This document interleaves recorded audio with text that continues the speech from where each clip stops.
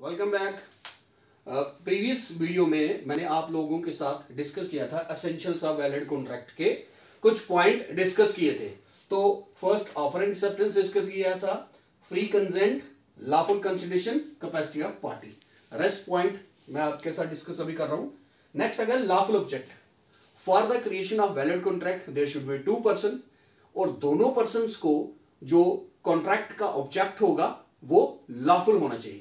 आपको एग्जांपल देते हैं। फॉर एग्जांपल, एक आदमी मुझे कहता है कि टाइगर का शिकार करके उसकी हंटिंग करके उसकी स्किन हमें सप्लाई करो, तो ये एक इलीगल ऑब्जेक्ट है। जैसे अगर हम कहें तो कश्मीर से विलो वुड को चोरी से सप्लाई करो, ये इलीगल कॉन्ट्रैक्ट है। तो ये लॉफुल कॉन्ट्रैक्ट या लॉफुल ऑब्जेक्ट के कॉन्ट्रैक्ट नहीं है। फॉर एग्जांपल, एक आदमी ने अपने एजुकेशन इंस्टीट्यूशन रन करने के लिए बिल्डिंग किराए पे ली, लेकिन वो वहां पे गैम्बलिंग का काम, ड्रिंकिंग का काम शुरू कर देता है चोरी से, तो वो लॉफुल ऑब्जेक्ट में आ जाता है, अनलॉफुल ऑब्जेक्ट में आता है। तो वैलिड कॉन्ट्रैक्ट क्रिएट करने के लिए आपको लॉफुल ऑब्जेक्ट यूज करनी चाहिए और लॉफुल तरीके से ही कॉन्ट्रैक्ट को क्रिएट करना चाहिए। लीगल वे होना चाहिए और लीगल ऑब्जेक्ट होनी चाहिए, इलीगल नहीं होनी चाहिए। क्योंकि अगर आप अनलॉफुल तरीके से काम करते हो तो वो कॉन्ट्रैक्ट आपका वाइड एबो एलिशिया शुरू से होता है।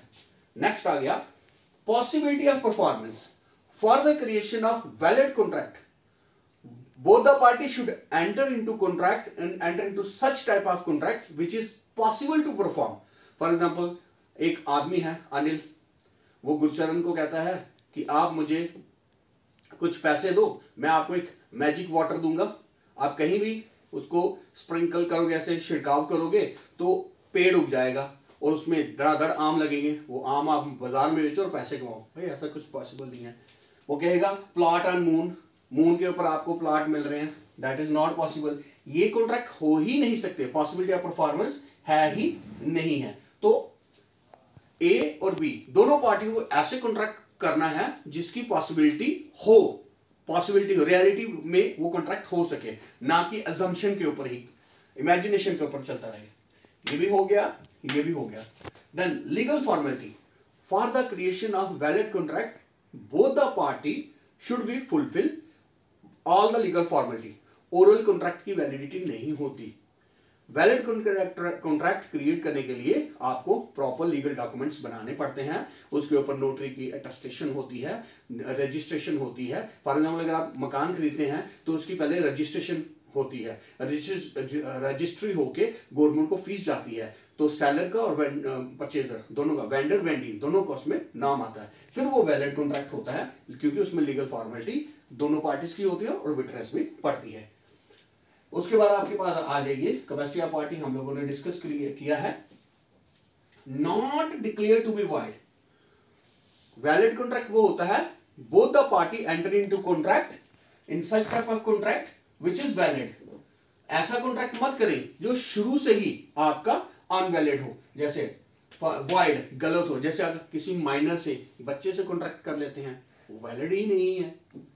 किसी पागल आदमी से, कोई अमीर आदमी है वो पागल है, उससे आप एफिडेविट पे साइन करा के उसकी प्रॉपर्टी अपना, नो, वो वैलिड ही नहीं है। किसी माइनर से कॉन्ट्रैक्ट करते हैं, किसी अनसाउंड माइंड से कॉन्ट्रैक्ट करते हैं, या किसी गलत आदमी के साथ जिसको कोर्ट ने डिक्लेयर किया हुआ है, एलियन है, बाहर का आदमी है, राइट, तो वो आपका कॉन्ट्रैक्ट वैलिड ही नहीं है। Not declare to be valid, उसके साथ करना ही नहीं है। नेक्स्ट वन आ गया आपको intention to create legal relationship.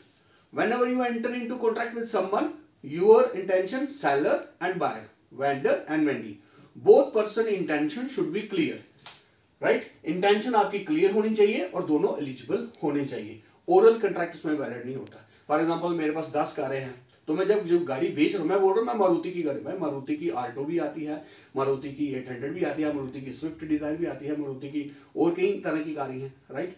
तो मुझे क्लियर कट बोलना है कि मैं मारुति की स्विफ्ट डिजायर 6 लाख की बेच रहा हूं, तो वो जो सामने वाली पार्टी होगी, वेंडर होगा, वेंडी होगा, वो उसी के बारे में सोचेगा, ना कि किसी और गाड़ी के बारे में।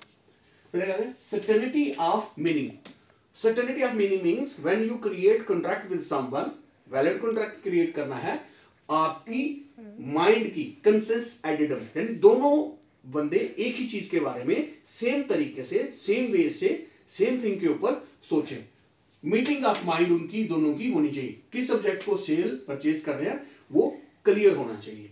तो ये जो आपके पॉइंट्स थे आपको आई होप क्लियर होंगे।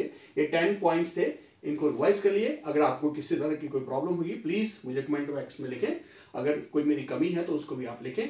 और मेरे लेक्चर्स को सब्सक्राइब को लाइक करें, शेयर करें और कमेंट करें।